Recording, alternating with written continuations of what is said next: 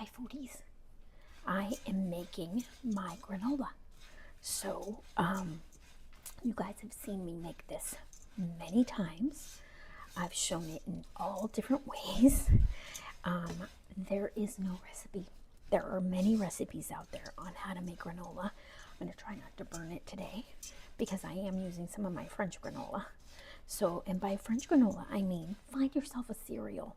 Find yourself a cereal mix or make your own.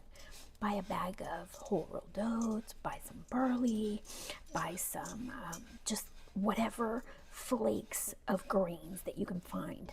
Farro, make some farro and leave it on the drier side when you make it in your Instant Pot, and then put it into this mixture. And you're going to sit here and you're going to toast it up. All you have to do is stir and toast it. When I was traveling in Panama, the stove was a gas stove, so it was a lot quicker. This stove is an electric stove, so I have to sit here and man it because this eye where I have the stove gets super hot. And if I don't pay attention, it absolutely burns my stuff. And then when I go to turn down the eye, it actually doesn't calm down, it doesn't turn off. I have to remove the pot altogether, so just keep an eye on it. So the only ingredients that I put in it are cardamom. So if you don't like cardamom spice, don't put it in. I put cinnamon. If you don't like cinnamon, don't put it in. Today I'm using pumpkin pie spice. You can also use apple pie spice. Delicious. Just make sure that it doesn't have sugar, oil, or salt, or whatever you're using. So to sweeten my granola, I'm going to use maple syrup. The less the better, but just make it sweet enough to where you're adding a sweetness to your dish that you're going to be putting this on. I put this on my breakfast soy yogurt. Jay puts it on his oatmeal. We put it on dessert. When we make the puddings, the silken tofu puddings, we put this on top. We put this on top of ice cream. We put this on top of fruit. I mean, you name it, we put it on top. That's my Instant Pot. I'm making some green split pea soup, and this is my second batch because my Instant Pot is only a 3-quart, so I ended up doing 2 batches so that I can freeze and so that I can section it off into frozen like 2-person soups, so that we don't get tired of eating the same soup for the next week and a half or whatever. So pumpkin pepitas is the other thing that I use for this. So I'm only going to be using the spice, the cardamom, the cinnamon spice, the cardamom, and the maple syrup. And in here, I have a mixture of 5 or 6 different cereals. I did bring some cereals from when I visited my sister in Paris, and I found these bags of cereal that are 5 or 6 cereals. Here in the United States, there are some brands out there that are completely clean. It is just the grains. You could use those. I don't know of the brands particularly, but you could look at your particular grocery store. There's got to be some. You can make it just with whole rolled oats. Just with whole rolled oats. That's it. You don't have to have 5 or 6 grains, but I do the 5 or 6 grains if I can find them. When I was in Panama, I found a blend that was, I think, German, that had 6 different grains in cereals. Absolutely nothing in them. No sugar, no oil, no added ingredients, no fruits, nothing. Now, could you add dried fruits to this? Yes, but make sure that when you add the dried fruits, that they don't have oil or sugar in them and that it's just the fruit itself. Keep in mind that if you put fruit or raisins in here, it's not going to keep as fresh in an airtight container. So I don't put fruits in it because I want it to stay fresh in my airtight container for weeks. This has lasted for me for a month or more. So as long as you keep it in an airtight container, you are golden. And actually doing it with you guys here is a great thing because it's keeping me from burning it. So when I see that it is toasted enough, this is how I test it. I'm going to show you guys. You just take a kernel, put it between your teeth, and if it feels crunchy and not raw, you're getting there. So once you feel that the kernels are all toasted, you don't have to, obviously you're not tasting all the kernels, but once you get one in your mouth that is toasted, then we're going to add the maple syrup. I actually like to add the cinnamon and the cardamom at the end because they burn easily and you don't want a burnt cinnamon taste. So here we go. I think it's getting more and more toasted. Yep. And My stove, I can already tell it's getting super hot. I'm gonna move everything so that I don't melt plastic. Okay, last thing I need is for Jay and his meeting and me burning the house down. All right. So I'm gonna move it off the eye. Oh my gosh, this eye is so hot. I promise you guys, if I turned it down, it still wouldn't calm down. It's crazy. My stove is crazy. All right. I wish I could do gas, but there's no gas here in our area in Florida. They probably don't want us to explode. I don't know why they don't do that. Probably because of the hurricanes and we get flood and stuff like that. All right, so now I'm going to put in my pepitas. I usually do about a 1/4 cup.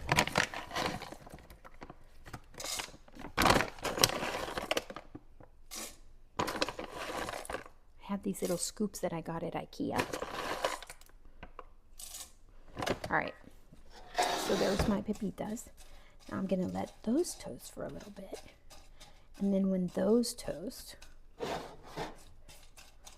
just a little bit, when those toast, then I'm going to go ahead. I'm gonna put a little bit more. And did you know that pepitas have a lot of protein? And I mean a lot. You have to watch the nuts in a whole foods and plant-based diet.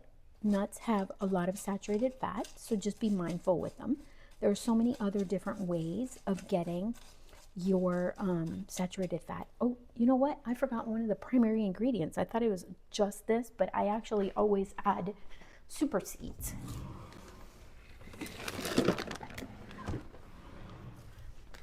So I always add hemp parts and chia seeds and flax. So completely forgot. So I'm going to do 1 scoop, 2 scoops of my super seeds. This is hemp, chia, and flax meal. All right, completely forgot. This is why it doesn't matter. And if I had forgotten, it doesn't matter.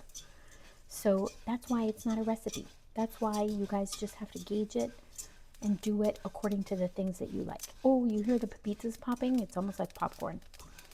Can you hear them? See if you can hear them. Oh, my sister would be going, da, da, da. She would be saying, when would buttons? Why? Because my hair. She wants my hair picked up when I'm cooking. But it's just for Jay and I. I promise that when people come over, I do pick up my hair when I'm making dishes. I don't want my hair everywhere when I'm cooking for people. Okay, these are popping.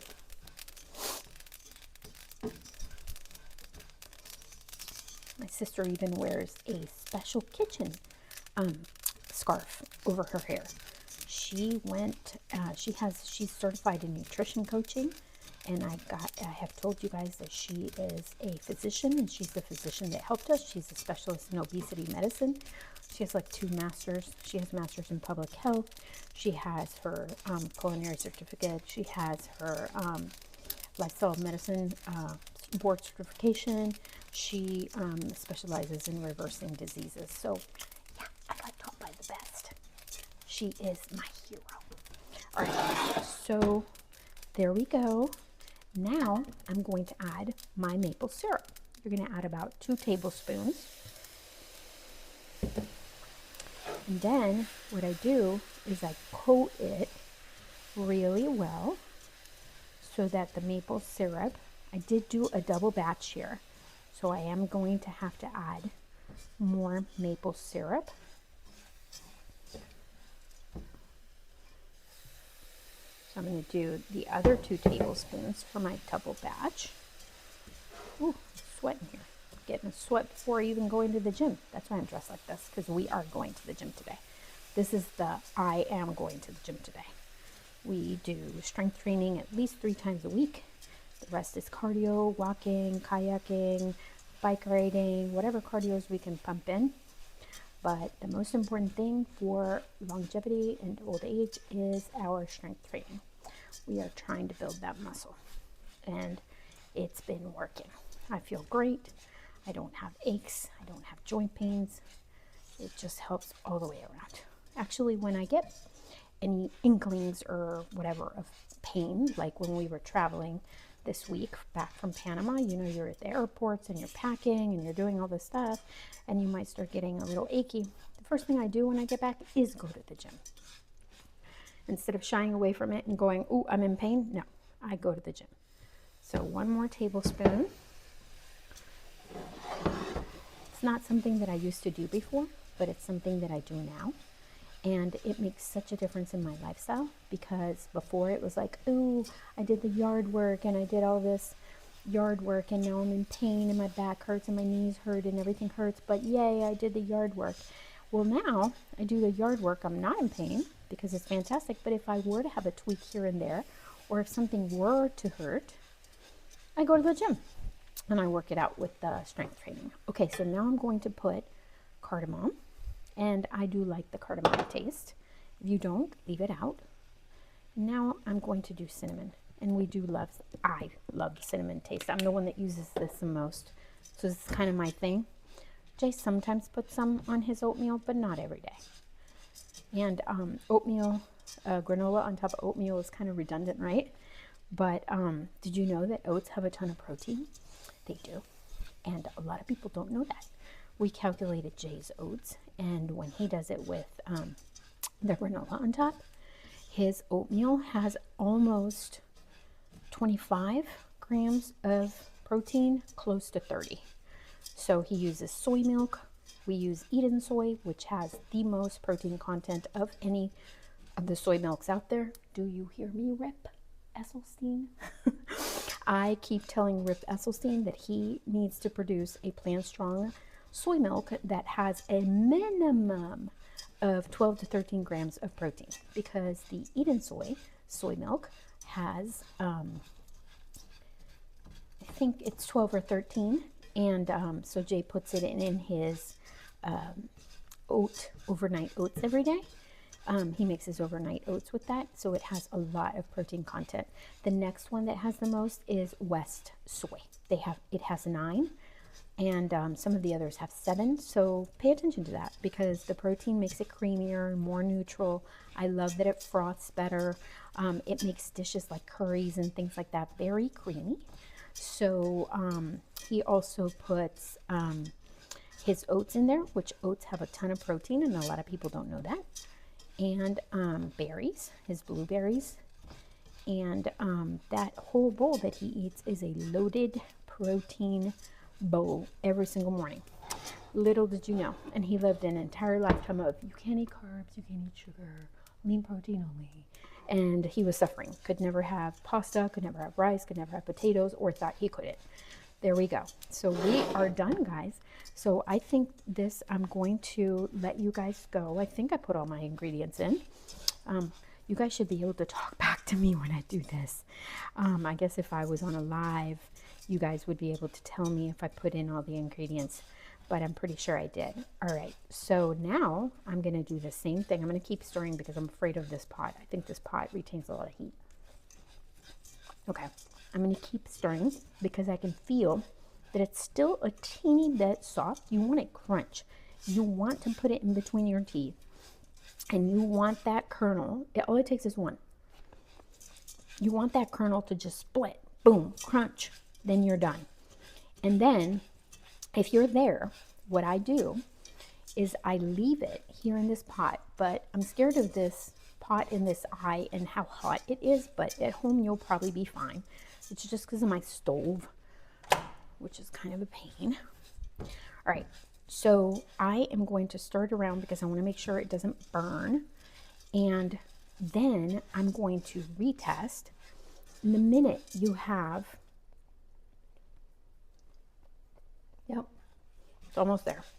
So when you have that kernel in your mouth and it just goes crunch like popcorn, you know, that very crunchy, you know, air fried chickpea, or that very air fried or potato chip, like a potato chip would have been, that crunch, you're good. Once you're there, then you put this whole granola mixture. Once it's cooled, don't put it warm in your airtight container because it'll make it soggy, because the moisture will build up and it will make it soggy and you will end up with a soggy granola. So you just kind of let it sit on the stove to cool down. I think my granola is flying. You kind of let it sit on the stove to cool down. And then you'll put it in your airtight container. I'll show you what container I put it in.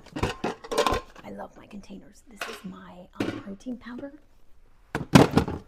This is my nutritional yeast. And this is my air fried chickpeas. If I keep them in there, they're crunchy. They're super crunchy. I'll show you right now. I brought this little baggie of them. Watch.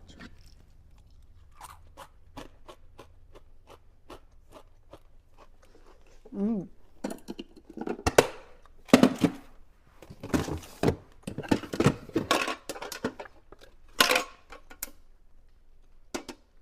This is gonna go in there. So I should keep my super seeds in here. I think I have an empty one. I'm gonna keep my super seeds in there. So I love these little containers. I think I got them in Aldi. I'm an Aldi queen for the Aldi aisle of shame.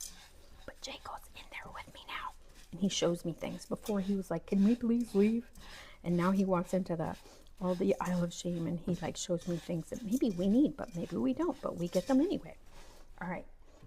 So those chickpeas, as long as they stay in the air fried container, and I'm talking to you, Ellen, they will remain very crunchy. You just have to make sure that when you cook them, same thing as the granola, test it. There it is. All right, so this is crunchy enough. I'm going to take it and make sure that it's completely off the eye. I didn't make it too sweet because I don't want to, because my fruit and everything else in my soy yogurt every day is sweet enough. And I'm going to clean up. That's it, guys. That's the granola. Super easy. I don't even know how many minutes it was that I was with you guys doing it, but it's that easy. So make your own. Hope you're having a happy day. Bye.